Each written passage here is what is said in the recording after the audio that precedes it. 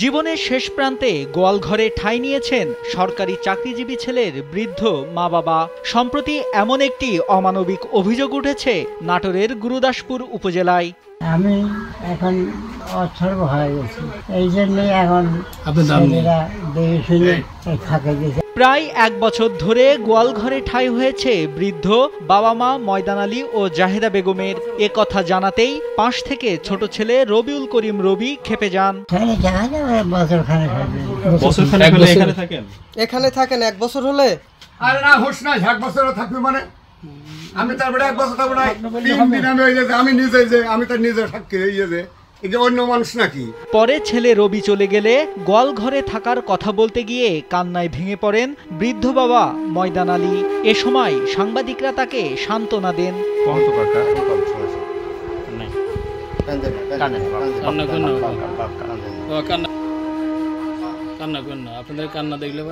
Visa দিচ্ছে যে কোনো এসিতে 15% নিশ্চিত ছাড়। এছাড়াও থাকছে মানি ব্যাক গ্যারান্টি নিশ্চয়তা।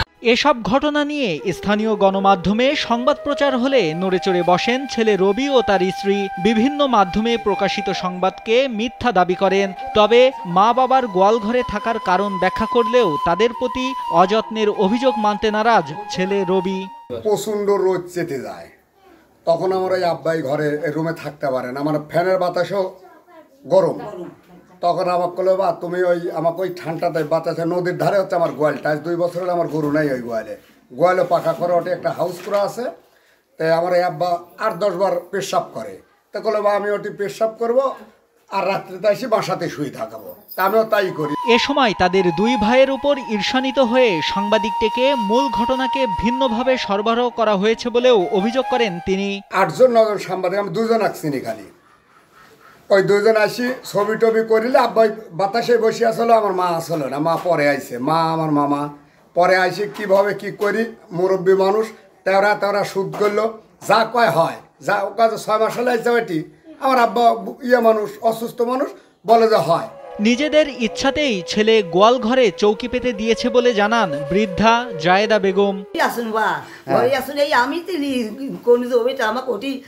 আমি ওটি পেশাব ফিরে ওটি এক করে যায় থাকি, এই বলি আমি ওই মারান্দাত গেছি। এদিকে প্রথমে গোয়ালঘরে থাকা নিয়ে আক্ষেপ করলেও কিছুক্ষণ পর ছেলে ও পুত্রবধূর উপস্থিতিতে ভিন্ন কথা বলেন বৃদ্ধ ময়দান আলী। সব কথা মিথ্যে। আমার সওয়াল মানে ওই যা ওর কাজ